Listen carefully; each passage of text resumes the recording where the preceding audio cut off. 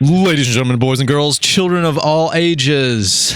I don't think I'll ever get tired of doing that. This is the podcast show for the average Joe, the inspiration station, blue collar conversation. I got that from a friend of mine. If you're listening to that, you know who you are. Thank you for putting that out there. This is the Wrestling Diaries. We talk to people from everyday society about the things that they wrestle with. Really, we just talk to them about who they are, and we just kind of shoot it a little bit. And then at the end, I ask them, you know, what are they wrestling with? What is these mountains they're trying to overcome, and all these other things. Check us out on Spotify, Apple Podcasts, Google Podcasts, and a plethora of other platforms that host audio podcasts. Leave us a review. It helps us show up in the algorithm. For the video content, go to YouTube, like, share, comment, and subscribe. Hit the notification bell wherever my finger points for more content we release once a week at least.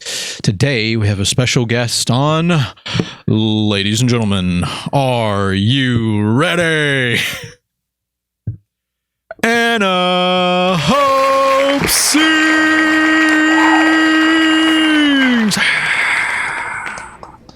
Hello, Anna Hope Sings. Hi, how you doing? I'm saying that Rachel? because that's what, when you call me on my phone, that's what comes up. I Anna know. Hope Sings. I still don't know how that happened, but I'm so happy for it. Anna Hope Sings. So Sings is not your real last name, though. No, right? it's not, and I'm actually not going to tell you my real last name. Well, is what we're going to do. Well, yeah, we'll keep you. We'll keep oblivious to you. You know, I started just doing Anna Hope, and then I discovered via Twitter that there is like a British author whose actual last name is Hope, and Hope's my middle name. Do you read this author? I don't. Okay. I've never. I should probably, because we share a name, and weirdly we kind of look alike. So I would get accidentally tagged on Twitter with things talking about her, like from her publishing company, accidentally tagged. And then I'd get all these random followers. And I was like, I should adjust this. I need to add something so somebody knows that this is not that person. That is very interesting. So you are a musical artist in the wonderful city of Beeham. Yes, sir. How long have you been doing music, Anna? Well, I have been singing probably since before I could talk. Started off, you know, in church choirs and praise teams and all that stuff. Started playing or trying to teach myself how to play guitar when I was like 15, 16, and started writing around that time kind of slowly. And then I got married and I had babies, and I kind of stopped all of the things. And I guess it was about 6 or 7 years ago that I kind of picked up the guitar again and started fiddling around with writing again. And now I'm at a place where I've got like 90 songs that I've written in the last like 3-4 years, and a handful before that, but about 90 in the last 3 or 4 years. And I'm gigging regularly, and I host a show at the Nick that I love. So it's been a roller coaster, but we're here now. Cheyenne, if you're listening to this podcast, and I know you are because you follow Anna and you do music together and all this stuff, she's got 90 songs. 90! So I don't want to hear any complaining about you writing a new song. Anyways, I need you to understand it's a problem, okay? It's not a good thing. This lady's a songwriting crackhead over here. 90 songs. Yeah. Jeez. That's wild. I can't process an emotion without writing a song, it turns out.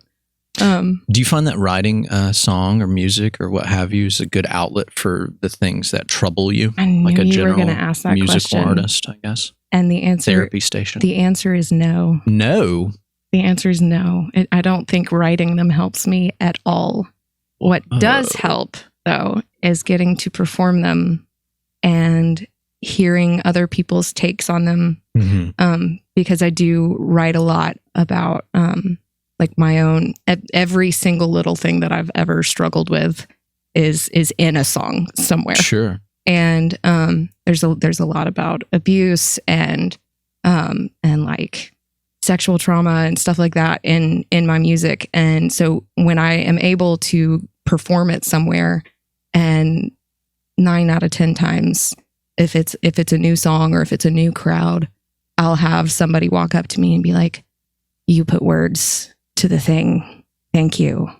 And that is the most healing thing about music for me, is being able to communicate with people and kind of have somebody see that they're not the only one feeling those things or experiencing those things. Sure, yeah. I imagine that's like real world currency right there to hear that. Oh my gosh. Well, that's what it is for me anyways. Like obviously I can't speak for you. I don't know your walk, your journey or whatever, but for me, like if someone ever compliments the things, the art that I'm trying to paint in this life, that's currency to me, right? Like it pays me. Connection is everything. Yeah. It is absolutely everything. That's an interesting concept though. So like your outlet is the performance of that art, not just doing the art, but like putting the art out there for other people, for their consumption. Because I can sit there and I can write, 15 really sad songs about, my dad or any other sad thing that happened, or having a broken heart about some guy or whatever. And all it really does is I'm putting myself in a little echo chamber and I'm like, this sucks. And I need the silver lining in there somewhere. Yeah. And I usually find that with having somebody else tell me that in some way it helped them. That's always been, whether it's through music or whatever else I'm doing in my life, being of use to someone else in a positive way has always been the most important thing to me, has always been the most fulfilling thing for me. Right. So when it becomes helpful to somebody else, that's the ticket right there. For people listening to this, tell them what style of music that you do exactly, for people that aren't familiarized with your art. Well, I've got a buddy who tells me that all I do is write sad songs in major keys. Okay. Sad songs, major keys. It's a new genre. Yeah. So I lean heavy into Americana folk stuff, like think Patty Griffin, think Leanne Womack, think old country kind of stuff. Yeah. And but I'm also an unashamed Swiftie. So there's definitely going to be a poppy little bop in there every now and then. Bop. Yeah. Oh my God. Don't get me started on Hanson. Bop, beep, da, ba, do, bop. Anyway. We were gonna jam there for a second. It almost happened. You're gonna play some music for us today on the show, right? And that's the plan. Sweet. Baby Jesus. I love it. So how, like you said you grew up with music, obviously, and then you started a family and started having kids and whatnot, and you kind of put it down and to obviously help raise your family and do all these things. And then about 6 years ago, you picked up the old axe and dusted it off. How did that feel? Was that like this weird, like Batman putting on the cowl again for the first time? Breathing again. So I have 4 kids. I have an 11-year-old, a 10-year-old, an almost 7-year-old, and a 4-year-old. And I've been homeschooling them this whole time. So I've been like a stay-at-home mom. Like I never really had much of a break. I was just with my kids all the time, and I completely lost like my sense of identity in my kids and in taking care of them, which, it was a worthy thing to do for a while. But in losing myself a little bit, when I finally came back to writing and thinking about like what's inside me, what do I want to do with my life? Because kids grow up. Yeah. Like I don't want to completely lose who I am and just forget the person that is the reason these kids exist. Sure, yeah. And bringing them up. And so when I started looking back at things that had happened while I was just doing the mom thing and looking even further and kind of digging into where I want to go, it felt so refreshing to feel like a singular person again and not just an extension of my kids. Right. And that was absolutely lovely. And learning how to play the guitar again, because like I'm never going to be somebody who's just having a shred fest on stage. I'm going to leave that to my buddy Ham all the time. That is his deal. But moving from just, basic chords and stuff to like getting into finger picking and that, all that jazz, and really just kind of exploring all the different places that it can take me and the different emotions that different keys evoke, different progressions evoke. That it was just so much fun. And I don't think I'd had so much fun in a really long time. I did a little bit of stalking of you, and I I saw a picture of you at a show you were playing, and you had this little cloth sling, and your baby, like I don't know which one it was or how old, like, but it looked like a very small baby, and it was in the sling, and you were like with your acoustic guitar singing the mic, and I was like, wow, that is some major league dedication. And I was like, how about that kid? That kid's like, that's my baby. That's Nate. He was he was pretty much a newborn. That week I had, I started like 7 years ago, and he was born almost 4.5 years ago now. And my family had planned a Disney trip like right before, like the year before he was born, had planned it for like 2 weeks or 3 weeks after his due date. And so he and I didn't end up getting to go. And which was okay. It was okay. Yeah. So I took him out with me to go to Little Italy and hang out with everybody, with Zach Austin and Shiloh and everybody. And they were like, oh my gosh, you've got to play for us. And I'm like, he is tiny. You can't hold him. Right. Yeah. But I had the baby wrap. So yeah, we did the thing. And it was so cute because it really was. He kept like bringing his little head up and like looking at me. It was a whole moment. I bet that was a monumentous conversation piece going forward from that point. Oh my gosh. Oh my gosh, she had a baby in this little sling and she was playing and it was just there. And I think a lot of people thought it was like super metal. And I'm like, I don't know if it's metal. I think it was a little desperate. There's a little bit of desperation in there, but. Yeah. Well, me and Matt, we grew up in the punk rock scene here in Birmingham, and one of our buddies, David, shout out Big Body. He, his first daughter, he was still like pretty young, so he still go to these shows. And I'll never forget, I saw him with his daughter she was like on his neck, and he had these noise canceling headphones in her head. She was probably about, she maybe about 2 or something. Do you remember that, Matt? He was like in the middle of the pit, and but nobody's gonna mess with David because he is a mountain. He's like a bear. He's like a grizzly bear in a man form. And he had his little daughter, and she had like noise canceling headphones, and I was just like, I love this. Is something about that is so endearing. One thing that homeschooling has really taught me is that like there's just no reason that you have to make your kids just do kids things. Like bring them to the show.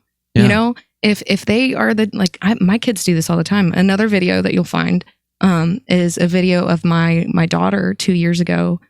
She helped me write a song, and she sang this song that was all about like the silver lining of the pandemic and everybody being stuck at home because she wrote it from like the perspective of a dog, and it's the cutest dang thing. Oh my gosh. That's awesome. And it's just like, you know, yeah, things are different, but I'm just so happy you're here.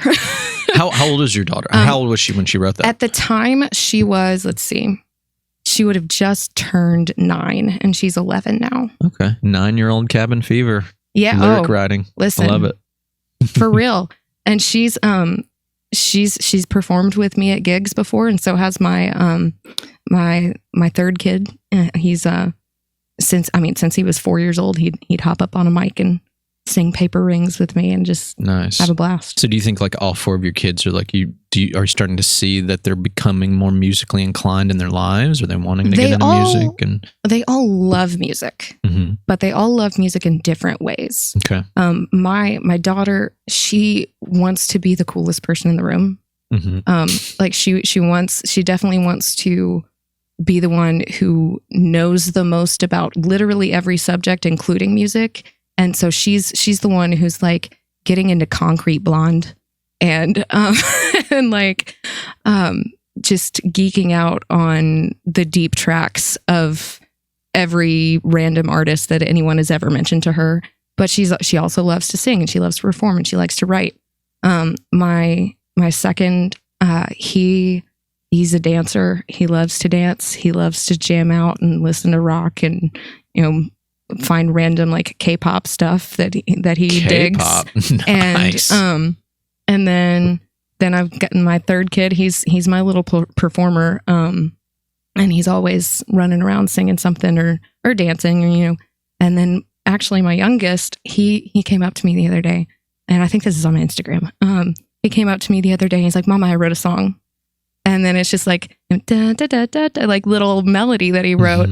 And he's constantly working on it. And it's the cutest dang thing. And I'm so here for it. That's so awesome. You have so much stuff going on in your life. I don't know how you find time to do anything. How did you have time to come on this podcast, dude? I never really sleep. It's a thing I don't do often. Well, that'll do it for you.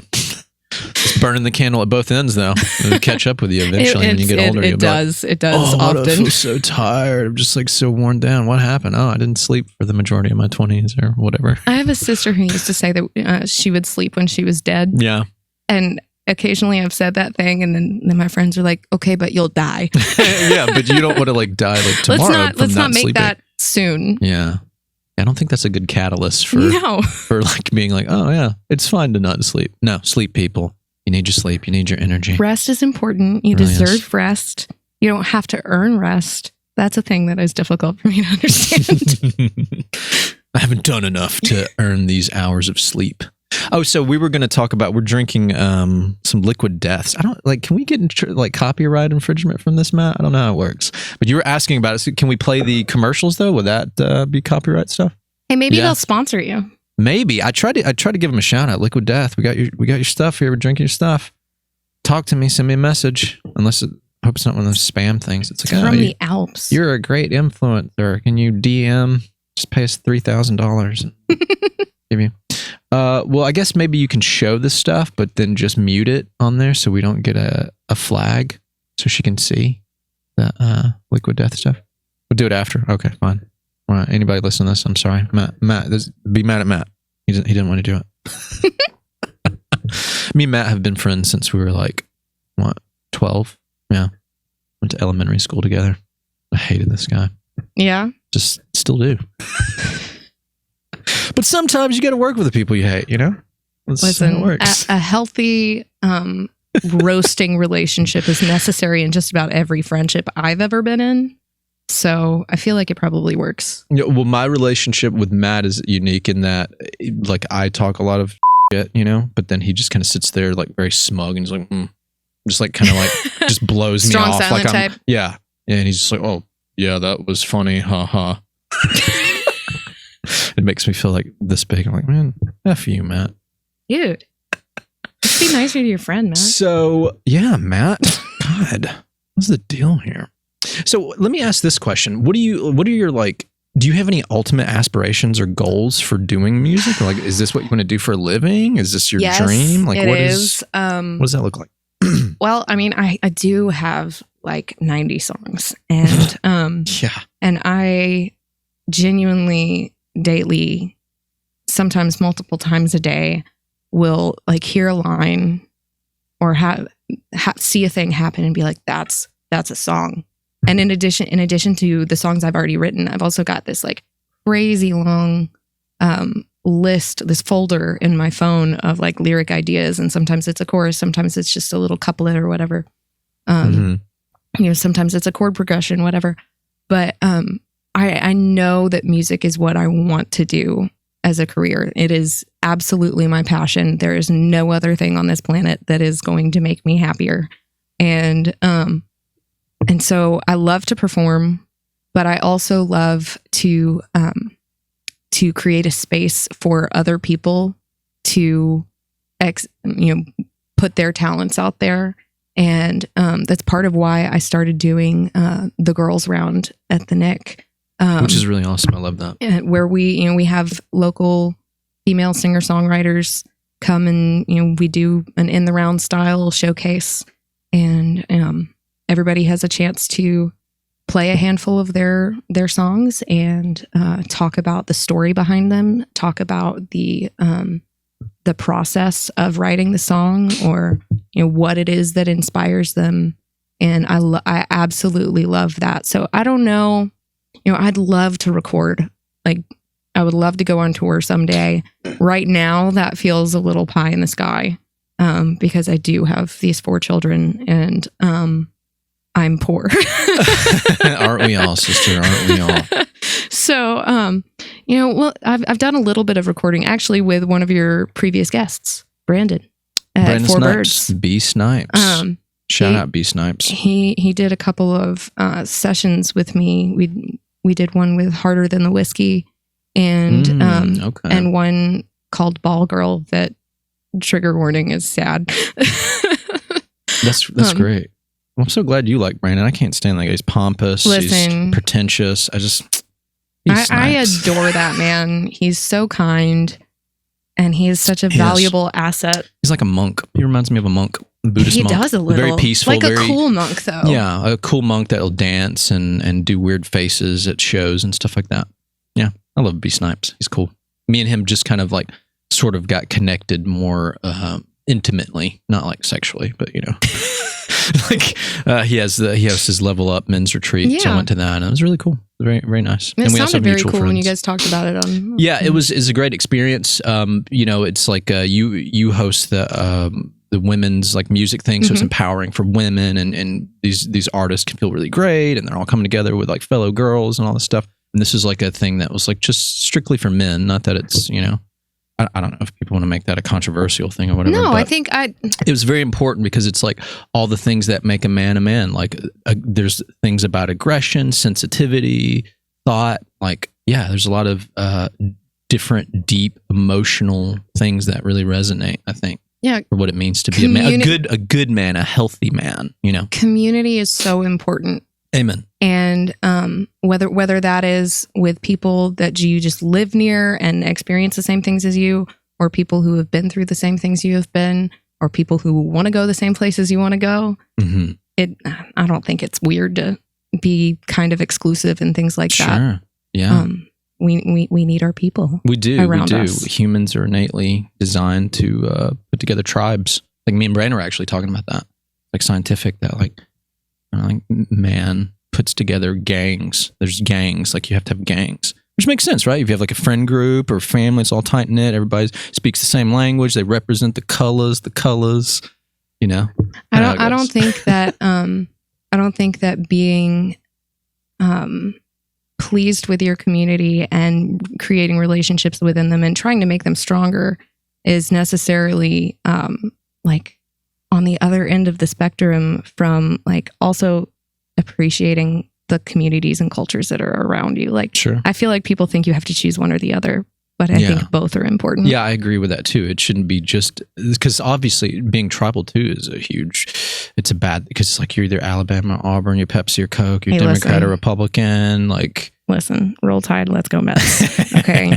Ew, let's get Mets. That. Don't get me started. What? Go Braves. Come on, we're world champions. Get out of here. Or go, I like the Red Sox. I want to party like it's 1986, and that's all I got to say. Matt, what's your baseball allegiance? You're a Braves fan, right? No comment. Whatever. It's a wise man right there. He's whatever, Matt. Silence. Skating the line. Silence is like violence, sir. How dare you be violent? So let me ask you a question, Anna. Besides music, which you are obviously very imbued by, you're like all into and you want to do it. This is your life. This is your dreams. This is your heart and soul. Is there anything else that you really, really like that you're into or that you want to get into or that you're a part of that's, I don't know, something that could be special for you going forward or even previously? I have ADHD, so I have had approximately 7 million special interests. I knit. I had a painting phase. Okay. I do a lot of crafty little things. You do not want to see the box of craft supplies. It's scary. But I'm super passionate about homeschooling and what it can do for children. Yeah. Like, and for families and communities. And I feel like society, like I'm not anti other types of schooling because what works for your family, it works for your family. Yeah. But so I started, like the reason I wanted to homeschool my kids is because I ended up homeschooling through high school, partially due to like some medical stuff. Yeah. And it was just such an incredible experience for me to be able to study things at my own pace, which for me often meant I'd get done early at school and be bored, when I was in public school, and then I get in trouble. And that happens. But this way, you know, I was able to study as fast as I wanted, but then I was also able to, you know, throw myself into musical things and throw myself into, you know, working full time and, you know, developing friendships and volunteering different places and just all of these different things. I was able to just really have myself integrated as a whole person and not have so much of my time spent on doing this one set of things where I have to be in this one place all day long. Yeah. You know, and I wanted that for my kids, and they're doing so well. Like my 4-year-old can read all of a sudden. I don't even know how it happened. I didn't teach him. I need to be very clear on that. Nobody come to me asking me how to teach your 4-year-old to read because I don't know how. I'm 90% sure that it's just because he was watching his brothers and sisters. Wow. So, but like I've got a kid who's super obsessed with veterinary medicine, and because you know, because she's got more time and we have more freedom and where to direct our things, like she could sit there and explain to you the process of like birth on a farm, and you know what to do when an animal has, you know, this problem with their hoof, and it's a lot of really cool things. And also she was able to get really into horses and riding horses and learning how to care for them, and just a lot of freedom that we didn't have with all of the time commitment of public school. And so I love being able to talk to other moms about that, and especially in the last 2 years where a lot of people were doing that whether they wanted to or not, you know. Sure. I love the concept of taking your education into your own hands. Yeah, I agree with you on that. And also like because of like the attention to detail for like it, obviously being in a public school, there's a lot of other kids, a lot of personalities going on. A lot of more one-on-one. Yeah, it's more one-on-one interaction. So like the education is being concentrated, you know, consolidated. So it's a better, I don't know, I guess a learning scheme. However, there's also like a caveat that like, don't talk to me about socialization. Are you about to bring that up? No. I was going to say it's like if the parent is lazy or not like in tune with what their kids are doing, like, oh, here's the assignment, just do page 10, and they're not like, then sometimes that could be like, because then the kids will get like extra late. So like for me, like homeschool is like, it can either be really good or it could be potentially really bad. It depends on what the parent's going to do. Both ends. It very much is about the effort that you put into it and finding what style of homeschooling works for you, because there are a lot of different styles. You know, like you've got the people who are running through the textbooks that are super intense. And then you've got the people who, you know, piece together co-op classes with other parents, or, I mean, some people do like unschooling. Unschooling? It's a thing. What the hell's that? It's this unschooling. It's not terrible. Matt, start a hashtag on Twitter. And there is one already. I promise you. Somebody's gonna get mad at me. Let's be real. I'm hoping that I'm saying this correctly, but I need to say that I'm probably saying it wrong. It's not terribly different from like Montessori, where it's kind of child-led, like interest-based. Only unschooling, like there is no curriculum. Oh. And some people that works really great for. We've got some friends who do that, and their kids are brilliant. Like they know a lot about a lot of things, but also I don't know many children who are just going to be like, I would like to learn the times tables now, please. I'm sure there is one. There's one somewhere. Sure, yeah. But my kids are not that way. Man, I just don't know what to say about that. That really triggers me. It's weird. I'm sorry. You're canceled. So, no, I agree with you about that. And actually, the way I look at it, school, like the way the public school system is set up, I don't know if a lot of people really realize it's really like it's to help kids become workers, work in the industry, right? Because like the Industrial Revolution was in what, the 20s or the 10s and 20s when the automobiles were created, and they had like all these factories and the industry was booming. And so like the schools kind of, because I think before that, like either for kids like back in the day, they either like didn't get education at all, or they got public tutoring, or they went to like a church school or something like that. There was no public schools whatsoever.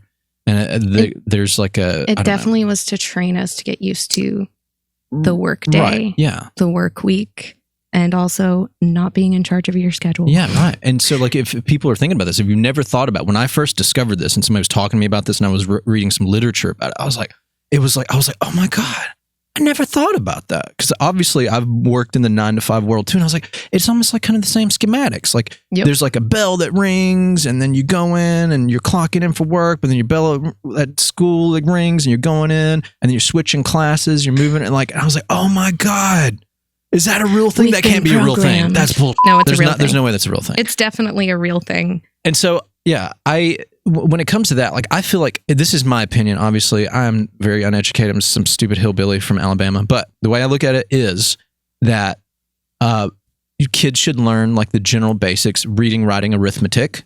And then like there should be these trades or different interests that's something that like applies to them. Like if a kid wants to, I don't know, learn about agriculture or science or something, but like they get to like kind of what you're saying. They sort of like, they get to choose what they want to do. And like, because some kids are just so bored out of their minds, they don't want to learn this stuff and they're not happy and they get into trouble and they get into fights or drugs or they don't go to school at all. And then it's just, why not like a kid's like, oh my God, I really love archery. I want to do archery. And they just get obsessed with archery and then they do that. And then maybe they make a living out of it. How do you think Olympians happen?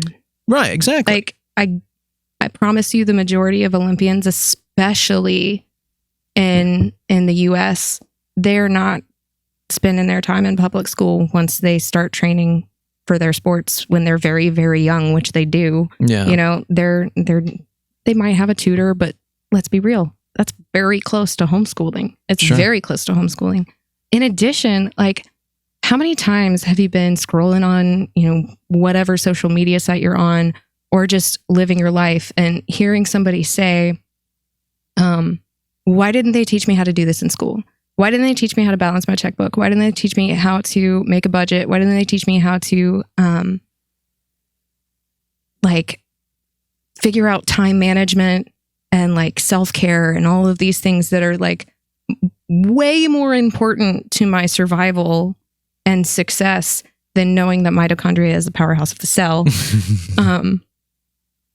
But like these I mean, shoot, simple things like cooking, like how to clean a room when it's messy, like all of these things that, you know, it's your parents' job. I firmly believe it's your parents' job. But when your parents are doing the same thing that school is preparing you to do, they come home, they're exhausted. They think the school's teaching you all of these things, and then you just never get it. And then we've got these kids who are graduating college and they're clueless. They're clueless. And so many of them like can barely even carry on a conversation with an adult.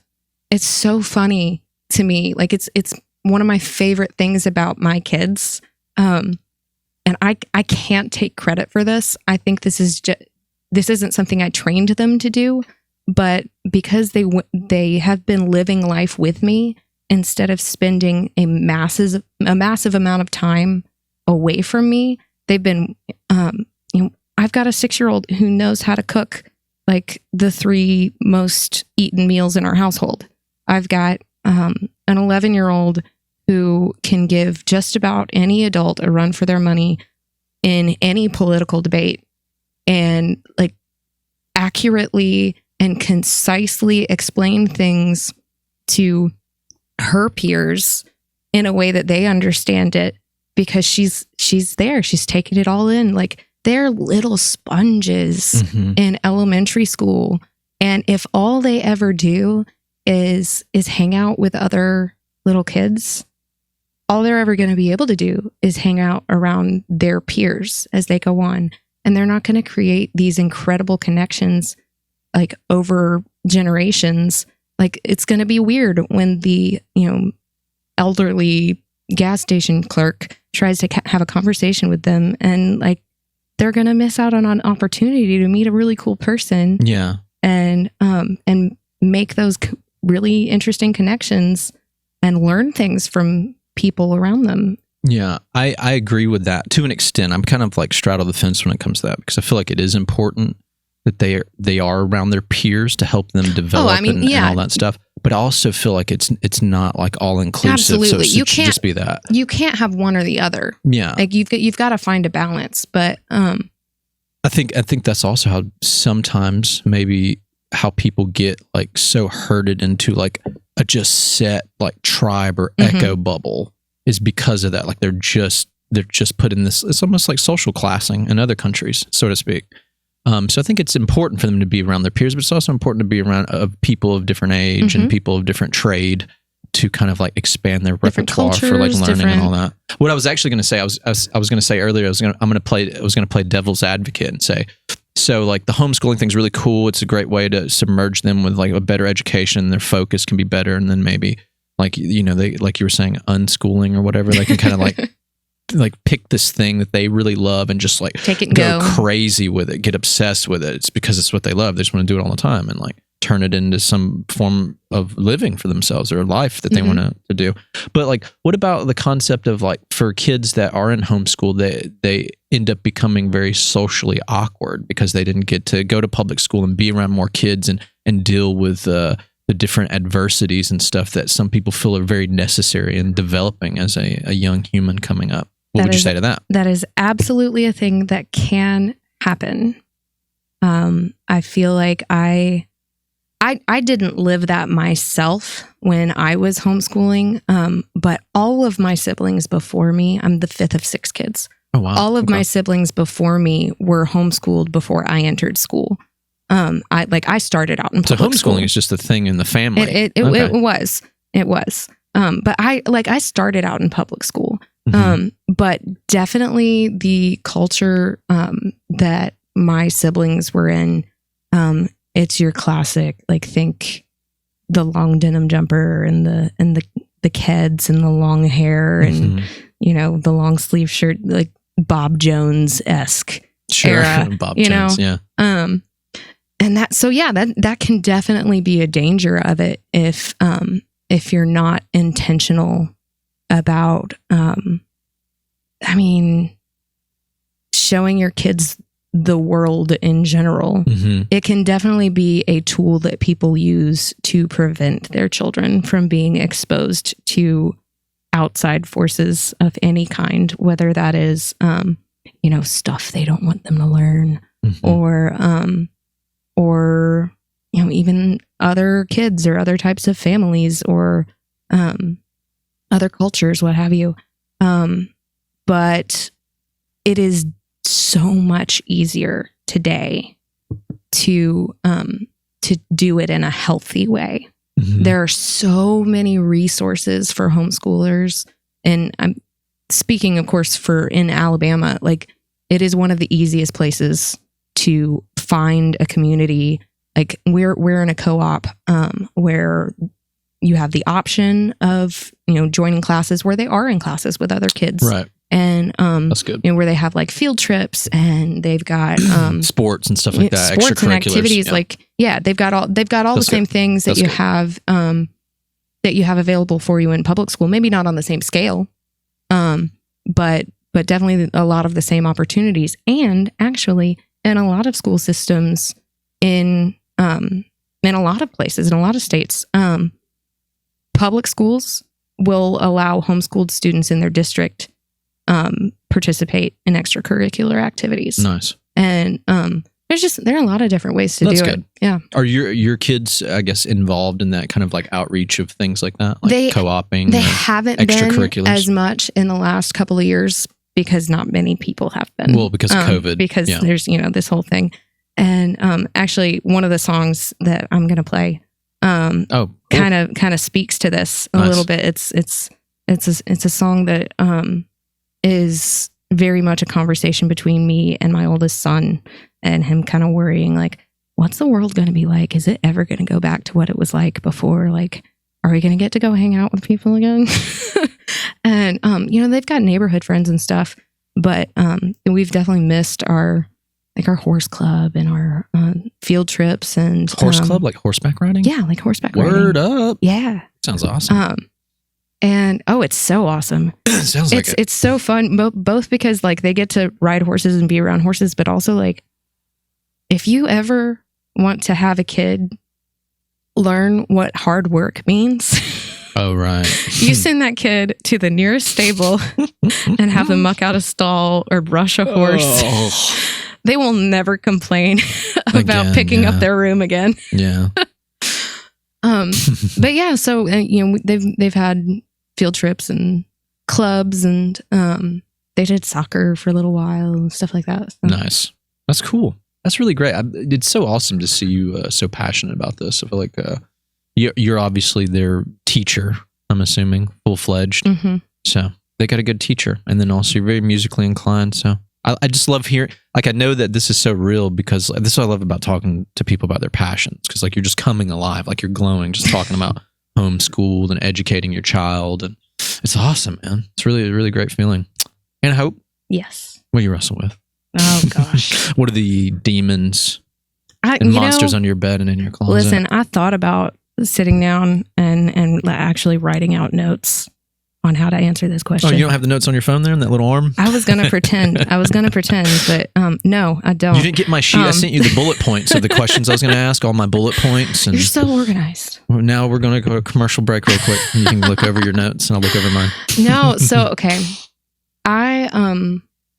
In addition to being really passionate about music and kids and exposing them to the things that are out there and like helping them shape their picture of the world and all that, I am super, super passionate about talking about the things that I've been through, as far as like I grew up in a very abusive home, but it wasn't like the abusive home that you think of when like it wasn't a situation in which my whole life like I was getting beat up or anything like that.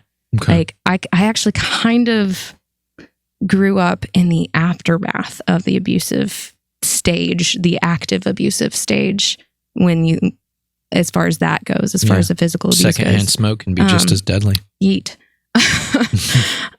But there was some sexual abuse that happened when I was very, very young. And then that person lost access to us.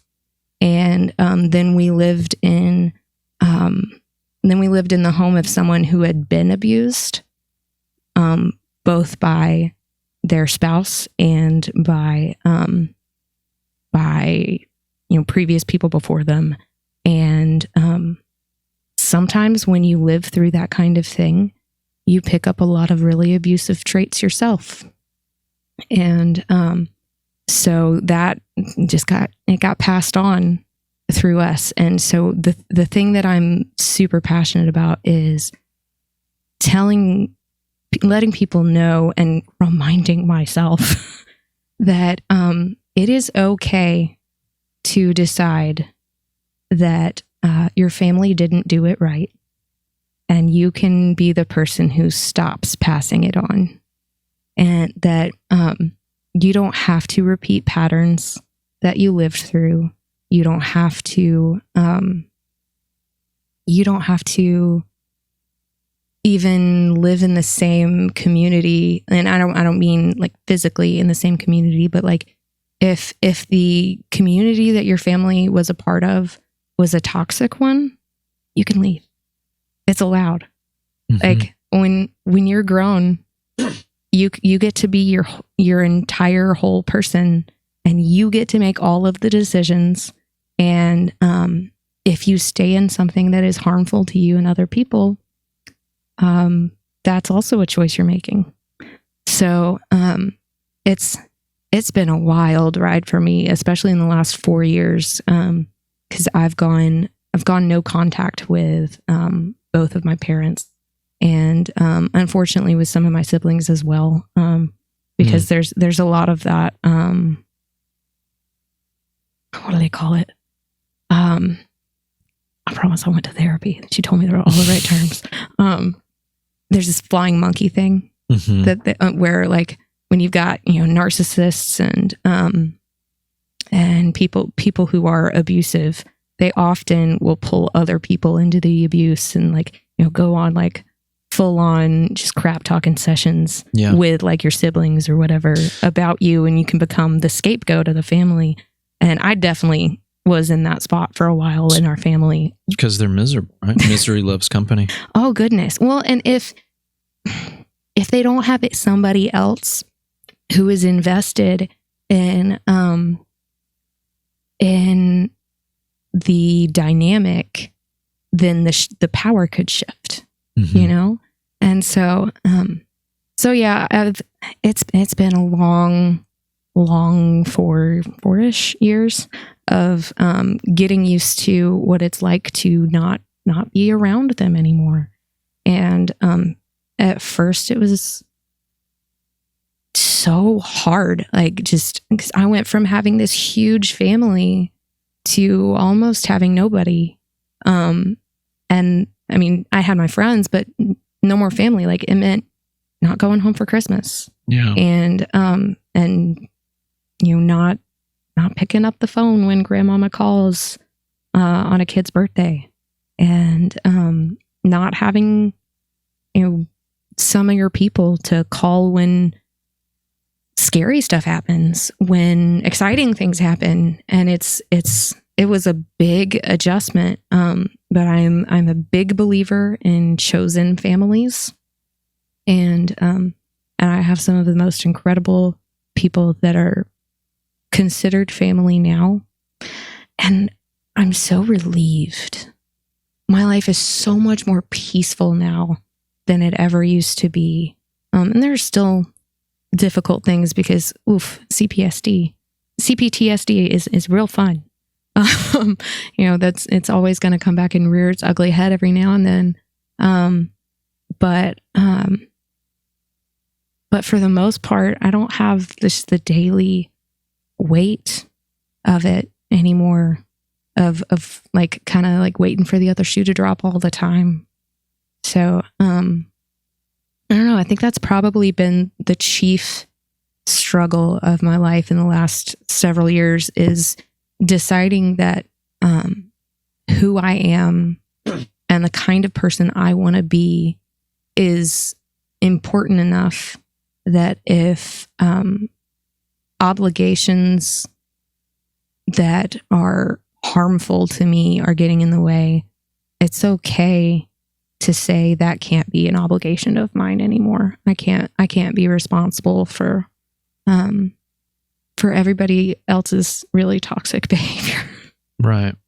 I think that in your life now, and I don't know you that well, but based on just talking to you now and what little bit I do know, you have a lot of good medicines for the things that ail you, and you're taking them, and it's good. And it might not like always fully heal you, but it's definitely there to mend you. You've got a lot of, and some of them are actual medicine. Yay, antidepressants! Shout out antidepressants. But yeah, I think you're doing a lot of good stuff that helps give yourself an outlet for that pain that you maybe still deal with or it lingers there. Oh, it's still there. One thing I wanted to ask you in finality to this is this question I ask people. If we had, Matt's a tech genius over here, and he's working on a telephone time machine, and we let you borrow our contraption, and you're allowed to call yourself in the past. Like you can pick it up and you can dial yourself any time, any date. It could be 2 weeks ago, it could be 20 years ago, or whatever. Let's say it's a time that you feel like the Anna of the past, she's like, maybe she's the most down, or you just feel like whatever Anna this is you could possibly think of needs a conversation with you in the future. What Anna do you call, and what do you say to her? I think I call... This is difficult because I've got like 3 different Annas I want to call. Okay. I think I probably call myself in my senior year of high school. Okay. Why is that? Because at the time, academics had been super important to me, and I was so intent on getting into the school I wanted to get into, and it was my whole life. was wanting to get into the right school. Yeah. And then I had some medical stuff come up. I've got a couple of different conditions. I've got a thyroid issue. I've got something called ankylosing spondylitis. Have fun trying to spell that later. I can't even say that. But things that in high school made me decide that I wasn't going to go to college. And once that decision was made, I was like, who am I now? And I think the thing I would tell that Anna is, you don't have to decide right now who you are. Like, even if you did, it's going to be different in 5 years. It's going to be different in 10 years. It's going to be different in 14 years. And you get to become different versions of yourself along the way. It's completely okay to change your plan. You don't have to stress out and freak out about everything. And you don't have to look for who you are in relationships with other people. And I definitely did. I would have liked for her to understand that so much. But that it's okay to change. It is okay to evolve. It's okay to change your mind, like, about who you are and what you believe in, even. Like, it doesn't, all the choices don't stop after you graduate high school and pick a college or don't pick a college. Like, you're going to have to make a choice every single day for the rest, a lot of choices, every single day for the rest of your life. And just, like, be okay with that. Be comfortable with that. Hold like a stillness in the chaos and just let it ride. Okay. I think. Nice. And closing out, I said that would be finality, but I just wanted to ask you this. What does your legacy look like? What after you're long gone, what song does someone write about Anna Hope?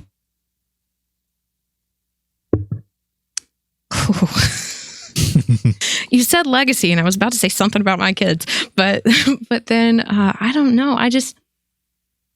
I think I'd like a song that somebody might write about me to be something to the effect of, I left things better than I found them. Yeah. Whether that's people or the world in general or, music, that'd be cool. I could leave music better than I found it.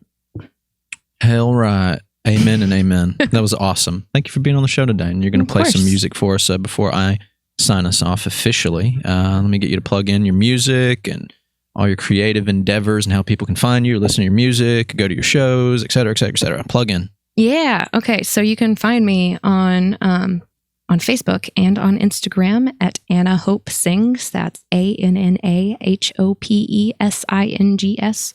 Spelled the same in both places. The only difference is whether or not there are spaces between the words. I'm not streaming anywhere yet, but you can find those 2 sessions that I did with Brandon Snipes at Four Birds Recording Studios on their YouTube page, which is Four Birds Studios or Four Birds Recording. I'm not sure. I think it's studios. Yeah, I think so.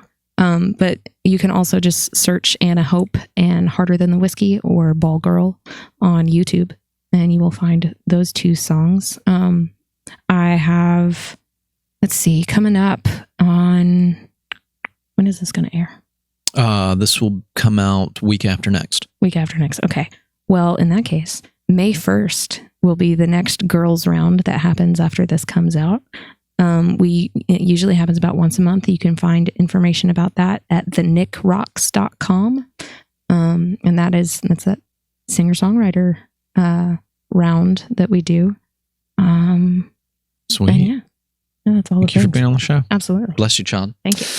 Ladies and gentlemen, may I have your attention, please? This wraps up another episode of The Wrestling Diaries with Anna Hope. Check us out on Spotify, Apple Podcasts, Google Podcasts. For the audio content, for the video content, go to YouTube, like, share, comment, and subscribe. Hit the notification bell to get your updates on when we release our content. Final thoughts on today's episode. You are not a product of your environment. No, not at all. Not unless you want to be. And so, you don't have to be like what your family is or what your teachers are, or what your friend is. Your obligation is to be what you want to be, if it be good and just and not hurt or impede on someone else's freedom and love and expression. I think that's important. And I'd say it as an opinion, but I almost feel like it's not an opinion. I feel like it's a fact. And so I think that's very important. In our lives, we get trapped by stuff. We get trapped by the mundane, monotonous, just web of just bull and just other stuff like that. So it's going to happen to you. But I feel like what's really important is the things, don't let the things that confine you define you. That's really important. Something to think about, something to sleep on. But, I don't know. What do I know? Just a regular dude just doing the show. Just a regular old Joe. Just a regular old Joe. Anyways, what do you wrestle with and how can you beat it? One love. This is Anna Hope, and this is my song, I Believe.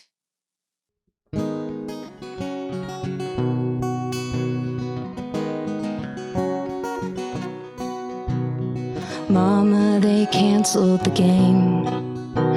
I've forgotten the smile on my best buddy's face. The stores were all closed and we weren't supposed to do anything or go anyplace. Mom, I'm just scared once they've cleared all the air that things won't be the same. Buddy, I know it's a mess. You're not the only one feeling like this.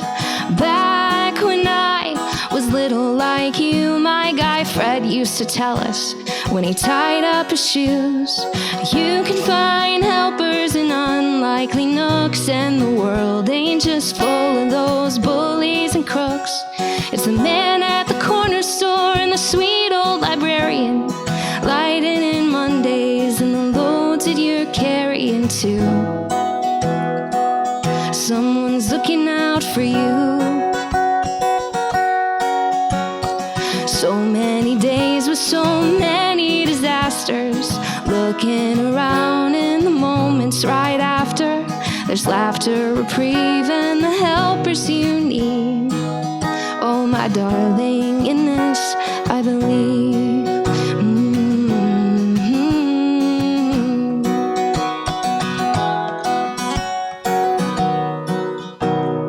Mama, my sister's a nerd. I'm still pretty upset by the things that she's heard.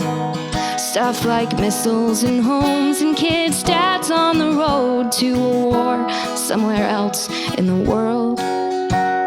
Mom, I'm only 10, but I'm wondering if when I'm grown up it'll be this absurd. Buddy, it's okay to cry. There's more than one way you can be a tough guy.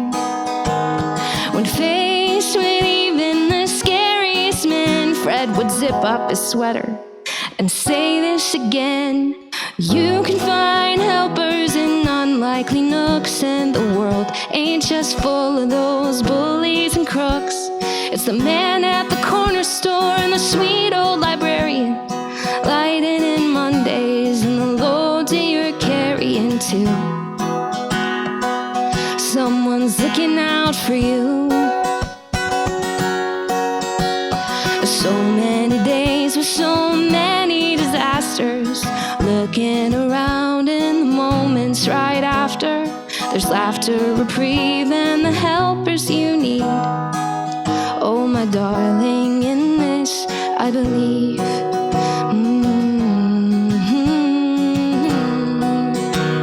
And you can be one of them too. Zip your sweater and tie up your shoes.